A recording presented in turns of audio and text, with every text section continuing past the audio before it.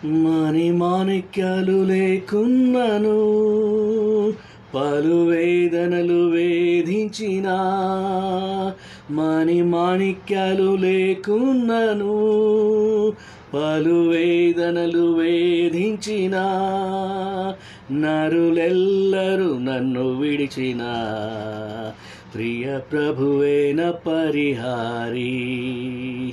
నరులెల్లరూ నన్ను విడిచిన ప్రియ ప్రభువేన పరిహారి. యేసేన పరిహారి, ప్రియ యేసేన పరిహారి. నా జీవిత కాలమెల్లా ప్రియ ప్రభువేన పరిహారి. నా జీవిత కాలమెల్లా ప్రియ ప్రభువేన పరిహారి. బహువ్యాధులు నన్ను సోకినా నాకు శాంతి కరువైనా. బహువ్యాధులు నన్ను సోకినా నాకు శాంతి కరువైనా. నన్ను శోధకుడు శోధించిన ప్రియ ప్రభువేన పరిహారి. నన్ను శోధకుడు శోధించిన ప్రియ ప్రభువేన పరిహారి. యేసేన పరిహారి, ప్రియ యేసేన పరిహారి. నా జీవిత కాలమెల్లా ప్రియ ప్రభువేన పరిహారి. నా జీవిత కాలమెల్లా ప్రియ ప్రభువేన పరిహారి. Praise the lord. దేవునికి స్తోత్రములు. ప్రియమైన దేవుని బిడ్డలారా, ఈ సాయంకాల సమయంలో ప్రభునామన మీకు అందరికీ కూడా ఈ యొక్క బైబిల్ స్టడీకి ఆహ్వానం తెలియజేస్తున్నాను. దేవుడు గడిచిన వారమంతా మనల్ని తన కృపలో భద్రపరిచి కాపాడిన విధానం కొరకు దేవునికి కృతజ్ఞతలు చెల్లించున్నాను. మరియు సాయంకాల వేళ ఈ బైబిల్ స్టడీకి మీరు హాజరైనందుకు, ఈ బైబిల్ స్టడీలో ఏకీభవిస్తున్నందుకు మీకు అందరికీ కూడా వందనం చెల్లిస్తున్నాను.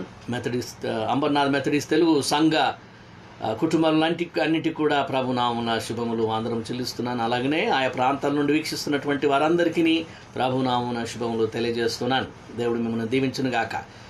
గత దినాలలో ఈ యొక్క బైబిల్ స్టడీలో మనం యోబు గ్రంథాన్ని ధ్యానం చేస్తున్నాం. యోబు గ్రంథాన్ని ముగించున్నాం కనుక ముందుగా ప్రకటించినట్లుగా ఈనాడు న్యాయాధిపతులు గ్రంథం ఈనాటి నుంచి మనం ధ్యానించాలని ఆశిస్తున్నాను. 4 భాగాలుగా ఈ యొక్క న్యాయాధిపతుల గ్రంథాన్ని మనం ధ్యానించబోతున్నాం. 4 వారాలు ధ్యానించబోతున్నాం కనుక మరి మీరు ఈ యొక్క న్యాయాధిపతులు పుస్తకం చదువుతున్నారని నమ్ముతున్నాను.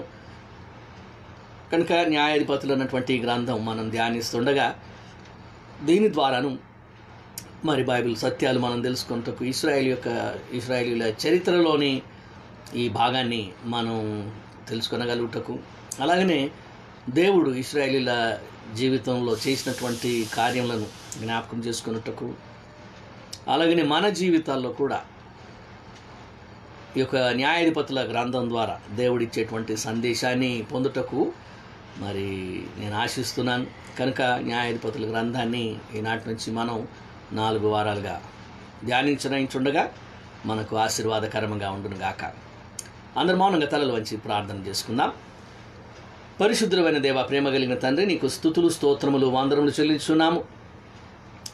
దేవుడమైన నీవు మంటివారం అల్పులం బలహీనమైన మమ్మలను నీవు కరుణించి కాపాడుతూ మాకు చేస్తున్న మేలు ఉపకారములన్నిటి కొరకై నీకు వందనము చెల్లిస్తున్నాము. ప్రేమైన మా తండ్రి ప్రభువా, మరి గడిచిన వారం అంతట్లోనూ నీ కృపలో భద్రపరిచి కాపాడి ఉన్నావు. అంబర్నాథ్ మెథడిస్ట్ తెలుగు సంఘం ద్వారా ఈ యొక్క బైబిల్ స్టడీని నీవు ఏర్పాటు చేసినందుకు నీకు కృతజ్ఞతలు చెల్లిస్తున్నాము తండ్రి. మరి గత దినములన్నింటిలో ధ్యానించినటువంటి నీ వాక్యం కొరకు నీకు వందనం చెల్లిస్తున్నాం. చేయబడిన ధ్యానములు మాకు ఆశీర్వాదకరంగా చేసి మా హృదయాల్లో ఫలింపజేయమని నేను ప్రార్థిస్తున్నాం. మరి ఈనాటి నుంచి 4 వారాలు ప్రభువా న్యాయాధిపతుల గ్రంథాన్ని మేము ధ్యానించడానికి ఆశపడుతున్నాం. నీ కృపా సహాయం దయచేయము. దేవమా తండ్రి, అల్పుడను నీ దాసునైనటువంటి నన్ను నీ శిలువ చెంతను మరుగుపరచుము, నీ ఆత్మచేత బలపరచుము, నీ నోటి బూరుగా వాడుకొని మహిమ పొందుమని, అలాగనే మా తండ్రి యొక్క సమయంలో బైబిల్ స్టడీలో ఏకీభవించినటువంటి ప్రతి వారిని కూడా నీవు దీవించమని నేను ప్రార్థిస్తున్నాం ప్రభువా.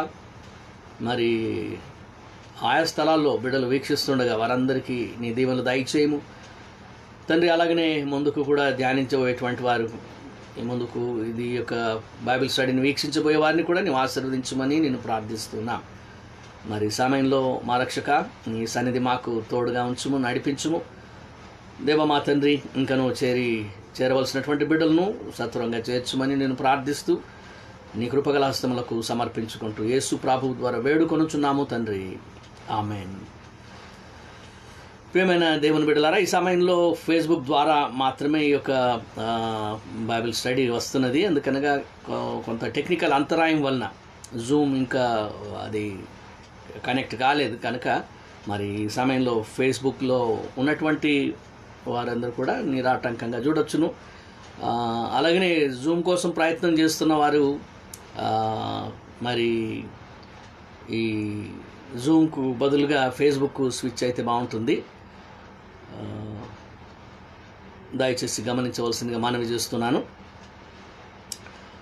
ఈ సమయంలో ఈ న్యాయాధిపతులు గ్రంథం మనం ధ్యానించాలని గతంలో నేను ప్రకటించి ఉన్నాను కనుక న్యాయాధిపతులు గ్రంథం ఒకసారి మనం గమనించినట్లయితే ఈ న్యాయాధిపతులు, జడ్జెస్ అన్నటువంటి వారు ఇశ్రాయేలీయుల జీవితంలో దేవుడు ఏర్పాటు చేసినటువంటి వారు కనుక దేవుడు ఇశ్రాయేలు ప్రజలను మోషే నాయకత్వంలో ఐగుప్తు దాస్యంలో నుండి కనాను వచ్చినట్లుగా వారిని నడిపించాడు. యెహోషువ కాలంలో కనాన్ దేశంలో వారు ప్రవేశించి వారికి దేవుడు ఏర్పాటు చేసిన రీతిగా వారు ఆయా ప్రాంతాలను స్వాధీనం చేసుకున్నారు. ఆయా గోత్రాల వారు ఆయా ప్రాంతాల్లో నివసించినట్లుగా ఏర్పాటు చేయబడి స్వాధీనం చేసుకొని అక్కడ వారి యొక్క గోత్రికులందరూ, కుటుంబీకులందరూ కూడా కలిసి జీవించడం అన్నటువంటిది ప్రారంభమైంది. యెహోషువ గ్రంథం వరకు కూడా ఇశ్రాయేలీలు మరి కనాను దేశంలో సెటిల్ కావడం, వారు స్థిరపడడం అన్నటువంటిది జరుగుతుంది. అయితే ఆ తర్వాత దాదాపుగా 350 సంవత్సరాలు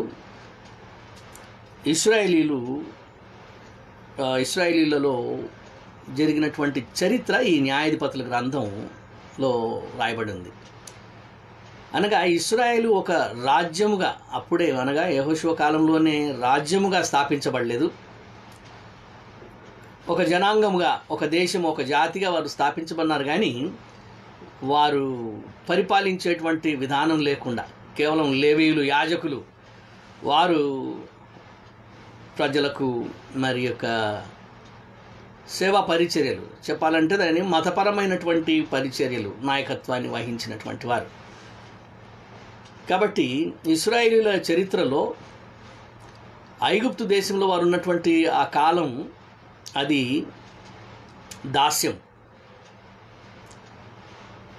ఆ తర్వాత ఇశ్రాయేలు ఒక రాజ్యంగా ఏర్పడి రాజైనటువంటి సౌలుతో ఇశ్రాయేలు రాజ్యం అన్నటువంటిది ప్రారంభం కావడం, రాజ్యంగా ఏర్పడడం, ఉనికిలోనికి రావడం, ఆ తర్వాత రాజరికం కొనసాగడం, ఆ తర్వాత రాజులు ఇశ్రాయేలీలను పరిపాలన చేయడం, ఇశ్రాయేలు రాజ్యం అన్నటువంటిది జరగడానికి ముందు అనగా క్రీస్తు పూర్వం దాదాపు 1000 సంవత్సరాల నుంచి, అనగా క్రీస్తు పూర్వం 1400 సంవత్సరాల నుంచి 1000 సంవత్సరాల వరకు ఆ మధ్యకాలంలో ఉన్నటువంటి యొక్క 300 దాదాపు 50 సంవత్సరాల వరకు కూడా అది పరిపాలకులు లేకుండా లేక రాజ్యముగా కాకుండా ఉన్నటువంటి ఆ కాలం. దాని తర్వాతే అనగా ఇశ్రాయేలీయులు కానాన్ దేశంలో స్థిరపడిన తర్వాత దాదాపు 350 సంవత్సరాల తర్వాత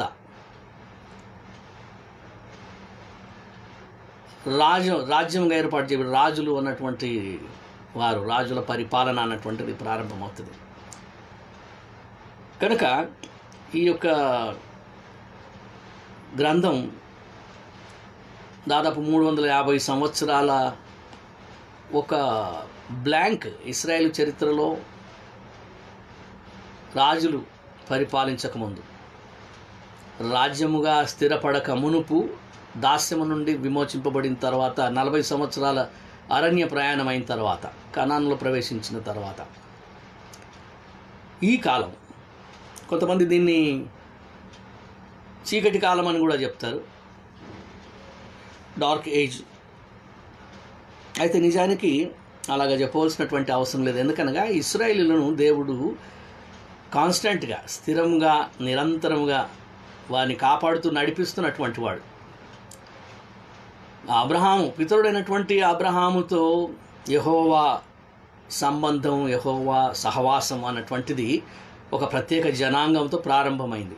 అనగా పితరుడైనటువంటి అబ్రహాముతో దేవుడైన యెహోవా యొక్క సహవాసం ప్రారంభమై ఆయనతో నిబంధన చేసుకోవటం ద్వారా ఆయన సంతానంతో కూడా అది కొనసాగుతూ ఇశ్రాయేలీయులు అన్నటువంటి జనాంగం ఉనికిలోనికి రావడము, వారితో కూడా దేవుని యొక్క సహవాసం, దేవుని యొక్క సన్నిధి కొనసాగడం అన్నటువంటిది మనం చూస్తాం. కనుక నిరాటంకంగా, నిరంతరంగా దేవుడు ఇశ్రాయేలీయులను విడువక వారికి తోడుగా ఉండి నడిపించినటువంటి వాడు. కనుక ఇది చీకటి కాలమని చెప్పవలసినటువంటి అవసరం లేదు. బహుశా ఒక ప్రస్ఫుటమైనటువంటి నాయకత్వం వారికి లేకపోయి ఉండొచ్చును, కానీ అయినప్పటికీ దేవుడైన యెహోవా వారికి తోడుగానే ఉన్నాడు. కనుక ఇది ఒక గ్యాప్, ఒక స్పేస్. పితరుల కాలము, తర్వాత మోషే చేత నడిపించబడటము, దాని తర్వాత రాజరికం లేక రాజుల పరిపాలన ప్రారంభం కావడానికి మధ్యలో ఉన్నటువంటి ఈ కాలము. ఈ కాలం, ఈ దాదాపు 350 సంవత్సరాల ఈ కాలంలో 13 మంది న్యాయాధిపతులు ఇశ్రాయేలు కొరకు దేవుడు ఏర్పాటు చేశాడు. ఏలి, యాజకుడైనటువంటి ఏలి, సమూయేలు గ్రంథం, మొదటి సమూయేలు గ్రంథంలో మనం చదువుతాం. యాజకుడైనటువంటి ఏలి, ఆ తర్వాత సమూయేలు, వీరిద్దరు కూడా న్యాయాధిపతులుగానే న్యాయము తీర్చారు. ప్రజలకు న్యాయాధిపతులుగా ఉండినటువంటి వారే. వారిని కలుపుకుంటే 15 మంది న్యాయాధిపతులు అవుతారు. అయితే సాధారణంగా వారిని న్యాయాధిపతులుగా పరిగణించకుండా ఏలి యాజకుడుగాను, మరి సమూయేలు ప్రవక్తగాను పరిగణింపబడడం అన్నటువంటిది మనం ఎరిగినటువంటి విషయం. కనుక సమూయేలు ఇశ్రాయేలీయులకు చివరి న్యాయాధిపతి మరియు మొదటి ప్రవక్తగా ఉండడాన్ని మనం చూస్తాం. కనుక ఈ యొక్క గ్రంథం, న్యాయాధిపతుల గ్రంథం, ఈ 350 సంవత్సరాల ఇశ్రాయేలీయుల చరిత్రను మనకు తెలియజేస్తున్నటువంటి గ్రంథం. దీన్ని ఖచ్చితంగా ఎవరు రాశారు అన్నటువంటిది చెప్పలేని పరిస్థితి ఉంది. అది అందులో మనకు ప్రస్ఫుటంగా కనపడదు. అయినప్పటికీ తలంపు ఏంటంటే, ప్రవక్త అయినటువంటి సమూయేలే ఈ యొక్క పుస్తకాన్ని, ఈ గ్రంథాన్ని రాశాడు లేక రాయించి ఉంటాడు. తన దగ్గర శిష్యులైనటువంటి ప్రవక్తలు ఉన్నారు కనుక వారిలో మరి ఒకరి చేత రాయించి ఉండవచ్చును అన్నటువంటి తలంపు కూడా ఉన్నది. సమూయేలే రాశాడు అని తాల్ముడ్ గ్రంథం అది దాన్ని బలపరుస్తూ ఉంది, సమర్థిస్తూ ఉంది. అయినప్పటికీ ప్రస్ఫుటంగా గ్రంథకర్త పేరు మనం కనపడదు. ఆ తర్వాత గ్రంథం రాయబడినటువంటి కాలం, న్యాయాధిపతుల గ్రంథం రాయబడినటువంటి కాలాన్ని మనం గమనించినట్లయితే ఇది న్యాయాధిపతుల కాలంలో రాయబడలేదు, కానీ ఆ తర్వాత కాలంలో ఇశ్రాయేలు రాజులు పరిపాలిస్తున్నటువంటి కాలంలో రాశారు అన్నటువంటిది మనం గమనించవచ్చు. ఎందుకనగా అక్కడక్కడ మనం గమనించినట్లయితే ఆ దినములలో ఇశ్రాయేలుకు రాజు లేడు అన్నటువంటి మాట పలుమార్లు కనిపిస్తుంది. న్యాయాధిపతుల గ్రంథం 17వ అధ్యాయము 6వ వచనం, 18వ అధ్యాయం 1వ వచనము, 19వ అధ్యాయం 1వ వచనము, 21వ అధ్యాయం 25వ వచనము, వాటిని గమనించినట్లయితే మనకు న్యాయాధిపతుల గ్రంథంలో అక్కడక్కడ ఆ దినములలో ఇశ్రాయేలీయులకు రాజు లేడు అన్నటువంటి మాటను చూస్తాం. అంటే ఇది రాయబడినప్పుడు రాజులు ఉన్నారు, కనుక రాజులు ఉన్నటువంటి కాలంలో ఈ గ్రంథం రాయబడుతుంది. అందుకోసమే ఆ దినాల్లో ఇంకా ఇశ్రాయేలుకు రాజు లేడు అన్నటువంటి మాటను వారు ప్రస్తావించడం జరిగింది గ్రంథకర్త.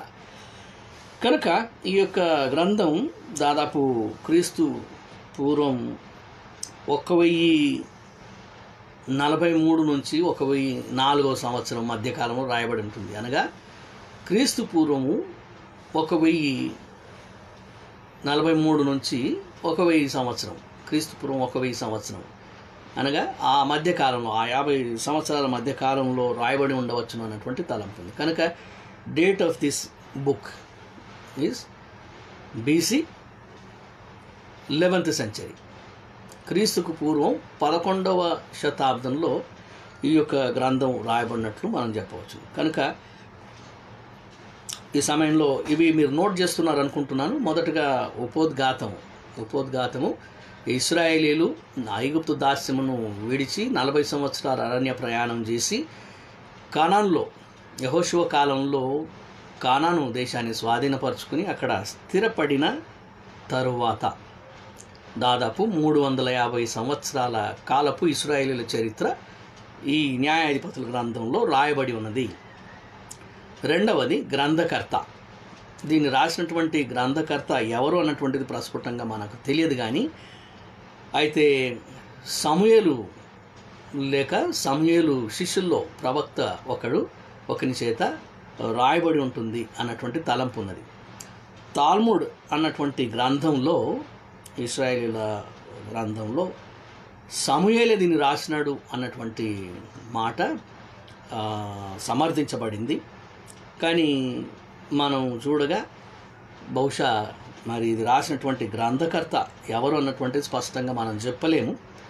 అయినప్పటికీ రాయబడినటువంటి కాలం, మూడవదిగా గ్రంథం రాయబడినటువంటి కాలము దాన్ని గమనించినట్లయితే న్యాయాధిపతుల గ్రంథం 17వ అధ్యాయం 6వ వచనం, 18వ అధ్యాయం 1వ వచనం, 19వ అధ్యాయం 1వ వచనం, 21వ అధ్యాయం 25వ వచనం వాటిని గమనిస్తే ఆ దినములలో ఇశ్రాయేలీయులకు రాజు లేడు అన్నటువంటి మాట ఉన్నది.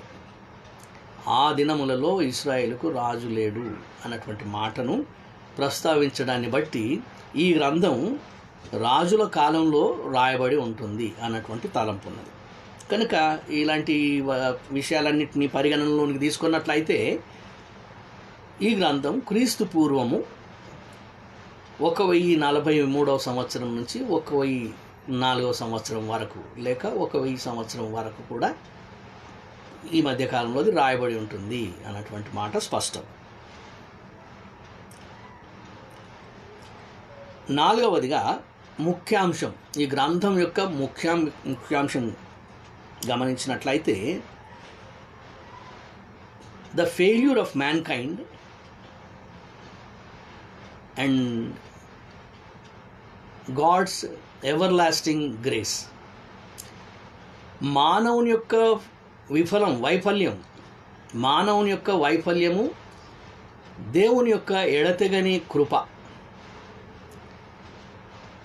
ఈ గ్రంథం యొక్క ముఖ్య అంశం ఏంటి అని అంటే, ఈ గ్రంథం అంతా కూడా రాయబడినటువంటి విషయం అంతా కూడా ఇశ్రాయేలీల చరిత్రనే.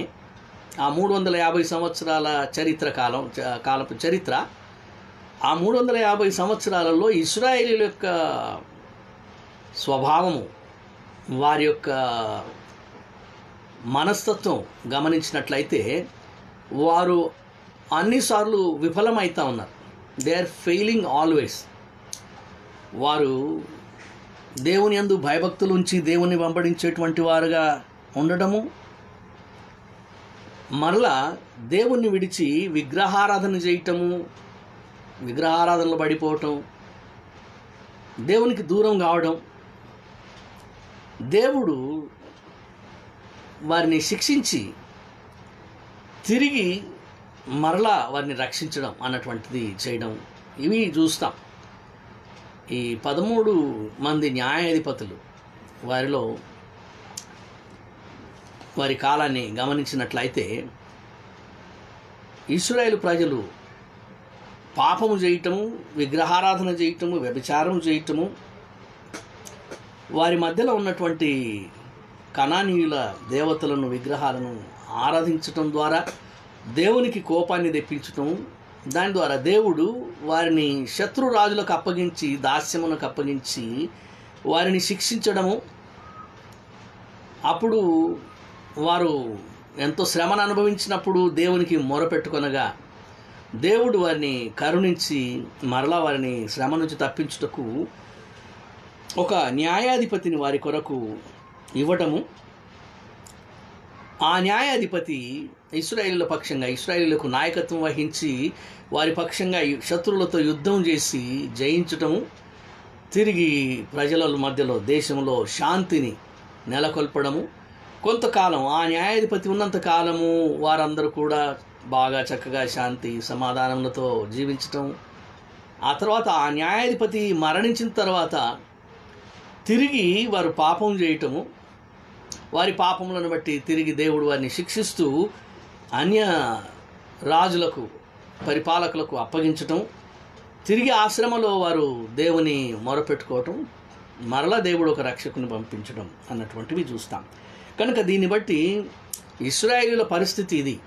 ఇశ్రాయేలీయులు ఇలాగ చేశారు. అయితే గమనించగా మానవ జాతి అంతటిని గురించి కూడా దేవుడు అలాంటి కృపనే, ఎడతెగని కృపను కొనసాగిస్తున్నాడు అని మనం గ్రహించగలుగుతాం. కనుక ఈ గ్రంథం అంతటి ద్వారా మనం గ్రహించేటువంటి ముఖ్యమైనటువంటి అంశము మానవుని వైఫల్యము, దేవుని ఎడతెగని కృప.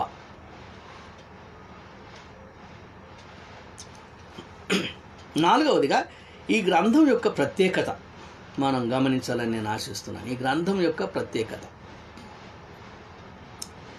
ఈ గ్రంథం యొక్క ప్రత్యేకత ఏంటి అని మనం ఒకసారి ఆలోచన చేసినట్లయితే, ఒకటి ఇందాక చెప్పినట్లుగా, ముఖ్యాంశం చెప్పినట్లుగా, మానవులు దేవుని మరిచిపోయినా, దేవుని తృణీకరించినా, దేవుని తిరస్కరించినా, దేవునికి అవిధేయులైనా దేవుడు వాళ్ళని మర్చిపోకుండా, విడిచిపెట్టకుండా తన వైపు వారిని త్రిప్పుకున్నట్లుగా మానవుల యొక్క దోషములు, వారి యొక్క అపరాధములు, వారి యొక్క బలహీనతలు, వాటన్నిటిని కూడా అనుమతిస్తాడు అన్నటువంటిది ఈ గ్రంథంలో చూస్తా. మానవుడు దేవుని మర్చిపోయినప్పటికీ దేవుడు మానవుని మర్చిపోకుండా ఆయన వైపు మానవులు తిరుగుట కొరకై మానవుల యొక్క అపరాధములను ఉపయోగించుకోవటం, మానవుల యొక్క బలహీనతలను ఉపయోగించుకోవటం, వాటిని అనుమతించటం, మానవుల వారు చేసేటువంటి తప్పిదములు, వారి యొక్క దోషములను అనుమతించటం అన్నటువంటిది ఈ గ్రంథంలో చూస్తాం. సాధారణంగా మన తలంపేంటి, దేవుడు దోషములను అనుమతించడు, లేక అపరాధములను అనుమతించడు. అయితే ఈ గ్రంథంలో మనం చూడగా వారి యొక్క బలహీనతలు, ఉదాహరణకు సంసోనును మనం జ్ఞాపకం చేసుకుంటే, సంసోను ప్రతిష్ఠించబడినటువంటి వాడు, నాజీరు చేయబడినటువంటి వాడు అయినప్పటికీ కూడా మరి దేవుడు సంసోనుకి ఎంతో బలమిచ్చి ఉన్నప్పటికీ కూడా సంసోను శారీరకంగా బలహీనత కలిగి ఉన్నాడు, పడిపోతున్నాడు, దేవుని మార్గం నుంచి తప్పిపోతున్నాడు. సంసోను శరీరానికి లోబడినటువంటి వాడు అయినప్పటికీ సంసోనును దేవుడు ఇశ్రాయేలును కాపాడుట కొరకు, రక్షించుట కొరకు వాడుకున్నాడు. సంసోను జీవిస్తున్నప్పుడు సంహరించినటువంటి వారి కంటే సంసోను మరణం సమయంలో సంహరించినటువంటి వారు 2000 మంది ఫిలిస్తీయులు. కనుక మానవుల యొక్క బలహీనతలు, వారి యొక్క అపరాధములను దేవుడు వారు తన వైపు తిరుగునట్లుగా అనుమతిస్తాడు, తన వైపు తిరుగుట కొరకై ఉపయోగిస్తాడు. ఇది దీంట్లోని ప్రత్యేకత. తర్వాత మానవుడు ఎట్లున్నటువంటి పరిస్థితుల్లోనూ అట్లాగనే అంగీకరించటం, తాను బలపరిచేటువంటి వాడు. ఇందులో నేను ఒక విషయం, ఒక సత్యం గమనించాలని ఆశిస్తున్నాను. చాలాసార్లు మనం అనుకుంటాం, మనకు ఉన్నటువంటి ఎబిలిటీస్తో మనం దేవుని సేవ చేస్తాం, దేవుని పని చేస్తాం, మనకున్నటువంటి తెలివి జ్ఞానం చేత, మనకున్నటువంటి శక్తి చేత, మనకున్నటువంటి ధనం చేత, మనకున్నటువంటి ఏవో ప్రత్యేకతల చేత, విశేషముల చేత మనం దేవుని పని చేస్తామని అనుకుంటాం. కానీ నిజానికి అది కానే కాదు. నిజానికి దేవుడు మనల్ని వాడుకుంటాడు. మనలో ఏ విశేషత లేకున్నప్పటికీ మనల్ని తన మహిమార్థం వాడుకుంటాడు దేవుడు. మనం ఈ విషయాన్ని రాజైనటువంటి దావీదు జీవితం గురించినటువంటి సంఘటనలోనే జ్ఞాపకం చేసుకోవచ్చు. దేవుడు ప్రవక్త అయినటువంటి సమూయేలును దావీదు ఇంటికి పంపించాడు, యెషై ఇంటికి పంపించాడు. యెషై ఇంటిలో దేవుడు కోరుకున్నటువంటి వ్యక్తి ఉన్నాడు అన్నటువంటి తలంపు చేతని కుమారులను పిలువమని నేను అభిషేకించాలని సమూయేలు పిలిచినప్పుడు తండ్రికి యెషైతో చెప్పినప్పుడు ఒక్కొక్కరిని పిలిపిస్తూ వచ్చాడు. వాళ్ళందరూ కూడా ఎంతో బలమైనటువంటి ఎత్తైనటువంటి వారు, అప్పటికే సైన్యంలో ఉన్నటువంటి వారు కనుక ఒక్కొక్కడు వచ్చి ఆయన ముందు నిలుస్తుంటే సమూయేలు ప్రవక్త అంటున్నాడు, దేవుడు ఇతని కాదు పిలుచుకున్నది, ఏర్పాటు చేసుకున్నది, ఇతడు కాదు అంటున్నాడు. బహుశా యెషై ఆశ్చర్యపోయి ఉండొచ్చు, అరే వీడు పెద్ద కొడుకు లేకపోతే వీడు మూడవ కొడుకు, వీడు చాలా బలమైన వాడు, ఇంత ఉన్నాడు, మిలిటరీలో సైన్యంలో ఉన్నాడు అని చెప్పేసి బహుశా వీడిని సెలెక్ట్ చేసుకుంటుండొచ్చు అని తలంచి ఉండొచ్చు. అయితే అక్కడ మనం గమనించగా చివరికి దావీదును దేవుడు ఏర్పాటు చేసుకోవడం, 7 మందిని చూసి అంత అయిపోయింది, ఇంకెంతైనా ఇంకెవరైనా ఉన్నారా అని అంటే ఇంకొక్కడున్నాడు, వాడు పశువులు కాస్తుంటాడు, గొర్రెలు కాస్తూ ఉంటాడు, ఆయన పిలుస్తాను వాడిని అంటాడు, ఆయన పిలువు అన్నాడు. కాబట్టి దావీదును పిలిచినప్పుడు దావీదు చూసినప్పుడు దేవుడు అన్నాడు, ఇదిగో ఇతడిని నేను ఏర్పరచుకున్నది, ఇతని వెంటనే అభిషేకించుమని. కనుక దేవుడు మనుషుల యొక్క పైరూపము లేకపోతే మనుషుల యొక్క శక్తి సామర్థ్యములు, వారిలోని బలము, వారి యొక్క జ్ఞానము, వారి యొక్క ధనము, దాన్ని బట్టి వారిని ఉపయోగించుకోడు. కానీ ఆయన మహిమార్థం దేవుడు ఎటువంటి బలహీనునైనా, ఎటువంటి అసమర్థునైనా, ఎటువంటి అనర్హునైనా కూడా ఉపయోగించుకోగలుగుతాడు. ఈ సత్యం కూడా మనం ఇక్కడ ఈ యొక్క న్యాయాధిపతుల గ్రంథంలో గమనించగలుగుతాం. అంతేకాదు దేవుడు ఆ యొక్క బలహీనులైనటువంటి వారిని తన మహిమార్థం వాడుకొనటం, తన చిత్తాన్ని నెరవేర్చుకుంటకు వాడుకోవటంలో ఎంతో ఆనందిస్తాడు. అలాగే ఈ యొక్క న్యాయాధిపతుల్లో మనం గమనించినట్లయితే యెహూదు అన్నటువంటి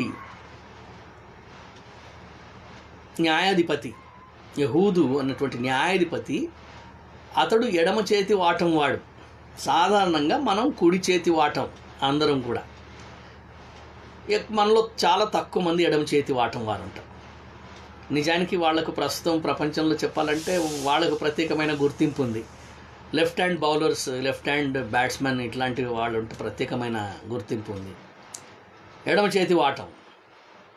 అయితే మనం సాధారణంగా లెఫ్ట్ హ్యాండర్ అన్నటువంటి వాడిని కొంచెం చులకనగానే చూస్తాం, కొంచెం తక్కువగానే. సరే లెఫ్ట్ హ్యాండా అని చెప్పేసి, అన్నం తినడానికి అదే చెయ్యి ఉపయోగిస్తావు, రాయడానికి అదే చెయ్యి ఉపయోగిస్తావు, నువ్వు రైట్ వాడవా అన్నటువంటి ప్రశ్న వేస్తుంటావు. రైట్ అన్నటువంటి common, 99% right.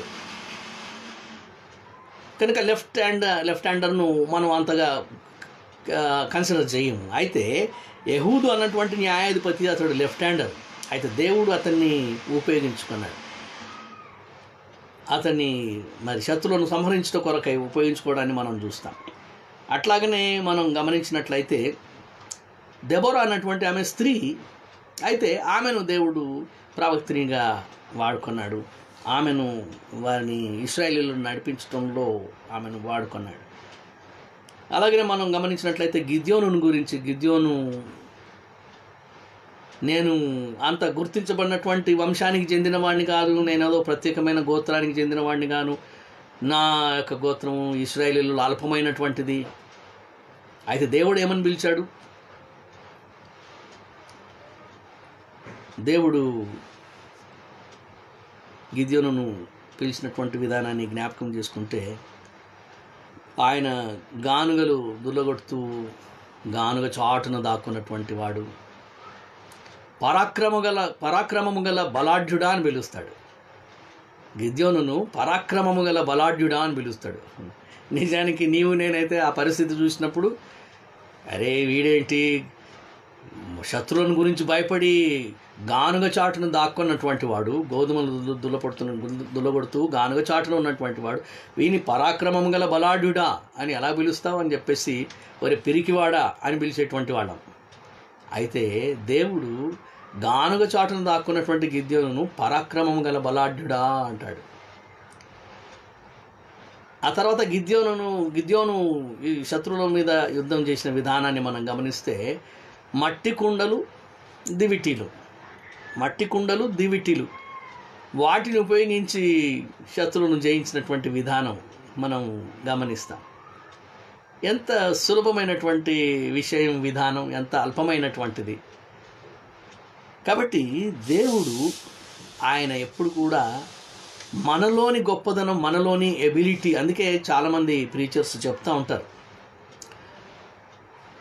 God does not see in a person their ability, but God sees the availability అంటారు. Availability, ability. God doesn't require your ability, but God wants your availability. నీ దగ్గర ఎంత సామర్థ్యం, ఎంత శక్తి, ఎంత అర్హత ఉంది అన్నటువంటి దేవుడు చూడడు, కానీ నీవు ఆయన మాట విని ఆయన పని చేయటానికి సంసిద్ధంగా ఉన్నావా? నీవు దేవుని పని చేయటం కొరకు సంసిద్ధుడవా? ఎల్లప్పుడూ ఆయనకు అందుబాటులో ఉంటావా? కనుక నీ ఎబిలిటీ కాకుండా నీ అవైలబిలిటీని దేవుడు చూస్తాడు అన్నటువంటి మాట చెప్తుంటారు. కనుక దేవుడు బలహీనమైనటువంటి వాళ్ళను కూడా తన పని కొరకు వాడుకొనటంలో ఎంతో ఆనందిస్తాడు, వారి ద్వారా తన పని నెరవేరుస్తాడు అన్నటువంటిది ఈ యొక్క న్యాయాధిపతుల గ్రంథంలో మనం గమనిస్తాం. మూడవదిగా ఈ గ్రంథంలోని విశేషం, మూడవది, ఈ న్యాయాధిపతులందరూ కూడా 13 మంది న్యాయాధిపతులందరూ కూడా దేవుని ఆత్మ ద్వారానే విజయాలను సాధించినారు. దేవుని ఆత్మ ద్వారానే, దేవుని ఆత్మ వారిని బలపరచడం, వారిని నడిపించడం, వారిని వాడుకోవడం ద్వారానే విజయాల్ని సాధించారు. దేవుని ఆత్మ వారిని బలపరచకుండా వారు దేవుని యొక్క పనిని నెరవేర్చినటువంటి వారు కారు. ఉదాహరణకు ఒత్నీయేలు మరియు గిద్యోను, యెఫ్తా, సంసోను, వీళ్ళందరి యొక్క సేవను, వీరందరూ ఇశ్రాయేలుకు ఇచ్చినటువంటి నాయకత్వం వాటిలో గమనించినప్పుడు దేవుని ఆత్మ వారిలో పనిచేయడం అనేది చూస్తాం. దేవుని ఆత్మ వారిని నడిపించడం అన్నటువంటిది చూస్తాం. దేవుని ఆత్మ వారిని బలపరచడం అన్నటువంటిది చూస్తాం. దేవుని ఆత్మ చేత వారు వాడబడడం అన్నటువంటిది చూస్తాం. కనుక ఈ యొక్క న్యాయాధిపతుల అందరూ కూడా దేవుని ఆత్మ ద్వారానే, దేవుని ఆత్మ వలననే వారు ఆ యొక్క విజయాలను సాధించారు అన్నటువంటి సత్యం న్యాయాధిపతుల గ్రంథంలో మనం గమనిస్తాం. ఈ న్యాయాధిపతుల గ్రంథం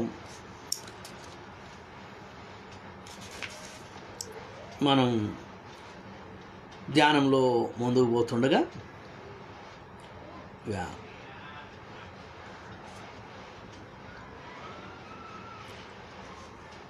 దేవుడు వారికి న్యాయాధిపతులను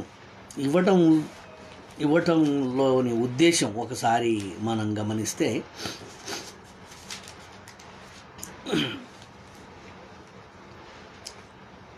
దేవుడు వారికి ఇశ్రాయేలీయులకు న్యాయాధిపతులను ఇవ్వడంలో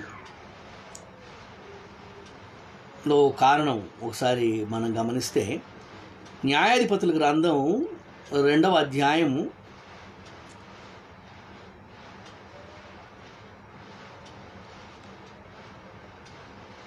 10వ వచనం నుండి గమనిద్దాం.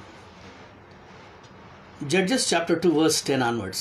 ఆ తరము వారందరూ తమ పితరుల యొద్దకు చేర్చబడిరి. వారి తరువాత యెహోవానైనను ఆయన ఇశ్రాయేలీయుల కొరకు చేసిన కార్యములనైనను ఎరుగని తరం ఒకటి పుట్టగా, ఇశ్రాయేలీయులు యెహోవా కనుల ఎదుట కీడు చేసి ఐగుప్తు దేశములో నుండి వారిని రప్పించిన తమ పితరుల దేవుడైన యెహోవాను విసర్జించి బయలుదేవతలను పూజించిరి.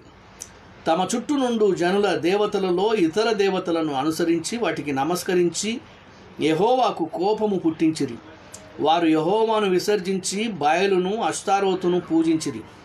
కాబట్టి యెహోవా కోపాగ్ని ఇశ్రాయేలీయుల మీద మండెను. ఆయన దోచుకొని వారి చేతికి వారిని అప్పగించెను. వారు ఇశ్రాయేలీయులను దోచుకొనిరి. ఆయన వారి చుట్టూనున్న వారి శత్రువుల చేతికి వారిని అప్పగించెను గనుక వారు తమ శత్రువుల ఎదుట నిలవలేకపోయిరి. యెహోవా వారితో చెప్పినట్లు, యెహోవా వారితో ప్రమాణం చేసినట్లు వారు పోయిన ప్రతి స్థలమున వారికి బాధ కలుగజేయుటకు యెహోవా వారికి శత్రువు ఆయను గనుక వారికి మిక్కిలి ఇబ్బంది కలిగెను. 16వ వచనం. ఆ కాలమున యెహోవా వారి కొరకు న్యాయాధిపతులను పుట్టించెను. వీరు దోచుకొని వారి చేతిలో నుండి ఇశ్రాయేలీయులను రక్షించిరి. కనుక ఇశ్రాయేలు యొక్క దోషమును బట్టి, వారి యెహోవాను విసర్జించి అన్య దేవతలను అనుసరించుటను బట్టి,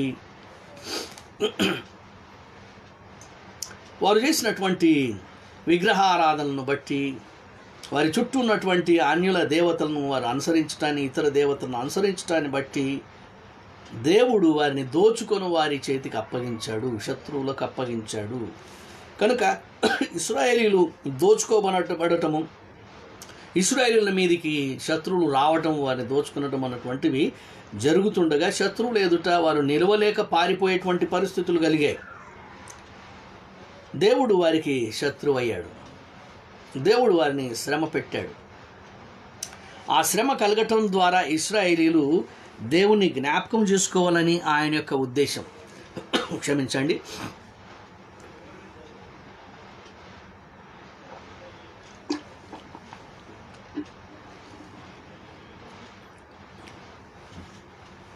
కనుక దేవుని యొక్క ఉద్దేశము ఇశ్రాయేలీయులను బాధించాలని, లేకపోతే వారిని శ్రమ పెట్టాలని, వారికి తాను శత్రువై వారిని నశింపజేయాలని కాదు, కానీ వారు తిరిగి ఆయన వైపు తిరగాలి, వారి తప్పిదములను తెలుసుకొని తిరిగి దేవుని వైపు తిరగాలన్నటువంటిది దేవుని యొక్క ఆశ.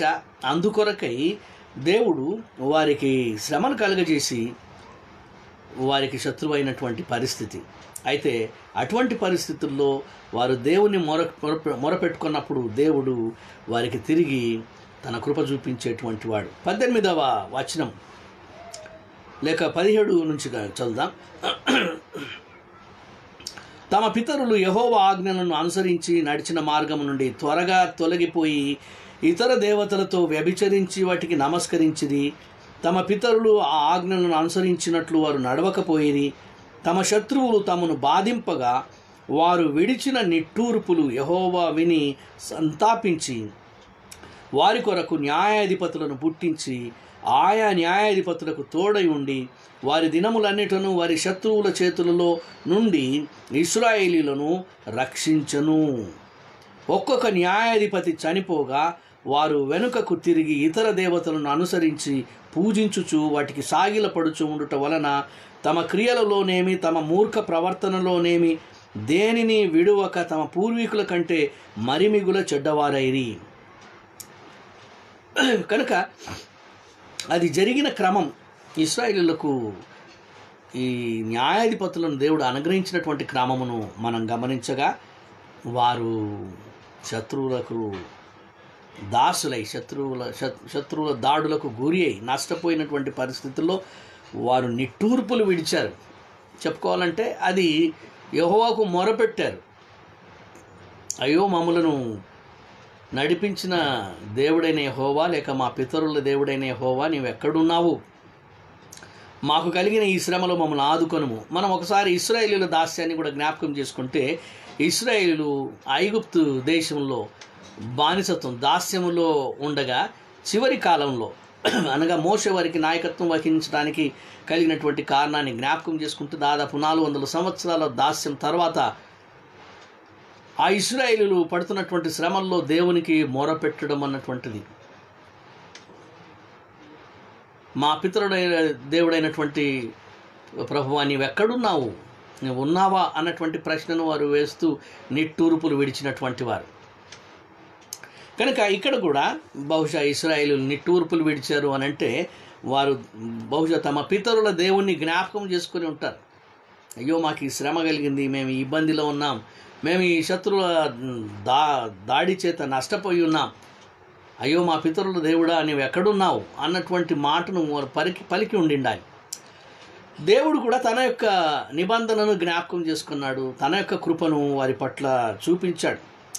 వారిని కనికరించి వారి కొరకు న్యాయాధిపతులను పుట్టించి అనగా ఏర్పాటు చేసి కలుగజేసి న్యాయాధిపతుల ద్వారా ఇశ్రాయేలును వారి శత్రువుల చేతిలో నుండి రక్షించాడు. కనుక ఒక విధంగా చెప్పాలంటే ఈ యొక్క న్యాయాధిపతులు వారు రక్షకులు అని చెప్పాలి. They are the saviours sent by God for Israelites. ఈ న్యాయాధిపతులు అన్నటువంటి వారు ఇశ్రాయేలీయులకు దేవుని చేత పంపబడినటువంటి రక్షకులు. కనుక వీరి కాలంలో మరి ఇశ్రాయేలీయులు నెమ్మది పొందడం, ఆ తర్వాత వారు గతించిన తర్వాత తిరిగి వారు వెళ్ళడం, వారు త్రోవ విడిచి వెళ్ళడం 19వ వచనంలో మనం చూస్తాం. ఒక్కొక్క న్యాయాధిపతి చనిపోగా వారు వెనుకకు తిరిగి ఇతర దేవతలను అనుసరించి పూజించుచు వాటికి సాగిలపడుచు ఉండుట వలన తమ క్రియలలోనేమి తమ మూర్ఖ ప్రవర్తనలోనేమి దేనిని విడువక తమ పూర్వీకుల కంటే మరి మిగుల చెడ్డవారైరి. ఒక్కొక్క న్యాయాధిపతి చనిపోగా, కనుక ఒక్కొక్క న్యాయాధిపతి చనిపోగా వారు తిరిగి మార్గం విడిచి వెళ్ళడం, దేవుణ్ణి విడిచి దూరస్తులు కావడం, దానివలన తిరిగి కొంతకాలం వారు శ్రమకు గురి కావడం, దానివలన దేవుడు వారిని శిక్షించడం, ఆ తర్వాత మరలా వారి యొక్క నిట్టూర్పులు దేవుడు తన సన్నిధిలో జ్ఞాపకం చేసుకుని వారి కొరకు రక్షకుణ్ణి పంపడం, న్యాయాధిపతిని పంపడం అన్నటువంటివి చేయడాన్ని మనం చూస్తాం. కాబట్టి మొట్టమొదటి న్యాయాధిపతి అయినటువంటి ఒత్నీయేలును గురించి రాయబడినటువంటి మాటలు మనం గమనిస్తే 3వ అధ్యాయం, న్యాయాధిపతులు 3వ అధ్యాయం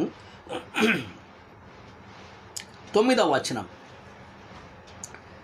ఇశ్రాయేలీయులు యెహోవాకు మొర్రపెట్టగా యెహోవా కాలేబు తమ్ముడైన కనజు యొక్క కుమారుడగు ఒత్నీయేలును రక్షకునిగా ఇశ్రాయేలీయుల కొరకు నియమించి వారిని రక్షించను.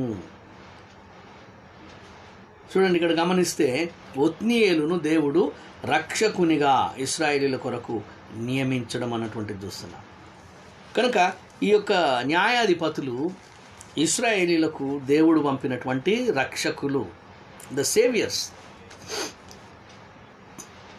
కనుక వీరందరి జీవితాల్ని, వీరందరి కాలంలో ఇశ్రాయేలీయులు కలిగినటువంటి నెమ్మదిని మనం జ్ఞాపకం చేసుకుని ధ్యానం చేద్దాం. ఈ యొక్క న్యాయాధిపతుల బైబిల్ స్టడీ కాలం